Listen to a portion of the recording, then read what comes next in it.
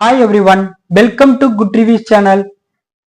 நாம இன்னைக்கு பார்க்க போறது ஈடே அந்தரங்க சுத்தி என்கிற கன்னடம் படத்தோட ரிவ்யூ தான் பார்க்க போறோம்.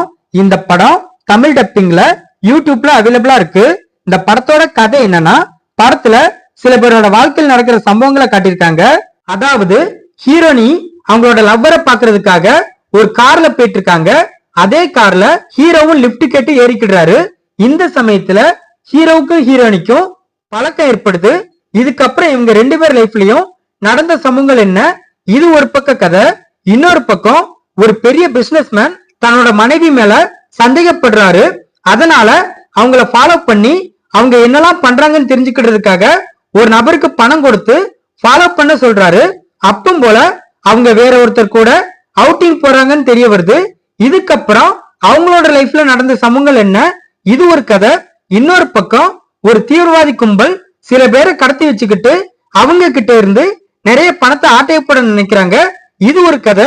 இன்னொரு பக்கம் ஒருத்தர் ரெண்டு தீவிரவாதிகள் கிட்ட மாட்டிக்கிட்டு தப்பிக்க முடியாம அவங்களோட கண்ட்ரோல்ல இருக்கிறாரு. கடைசியா இவர் தப்பிச்சாரா இல்லையா, இப்படி எல்லா கதையும் ஒரே கட்டத்துல ஒன்னா இணையுது. இதுதான் இந்த படத்தோட கதை. இந்த படத்தோட பிளஸ், படத்துல இந்த 4 கதைகளையும் ஒன்னா இணைச்ச விதம் நல்லா இருக்கு. படத்துல ஹீரோவோட லவ் போர்ஷன் ஓரளவு நல்லா இருக்கு. தமிழ் டப்பிங் ஓகேவா பண்ணிருக்காங்க. படத்துல எல்லா சாதியும் மதமும் சமம்னு சொல்லியிருக்க சோசியல் மெசேஜ் படத்துல நல்லா இருக்கு.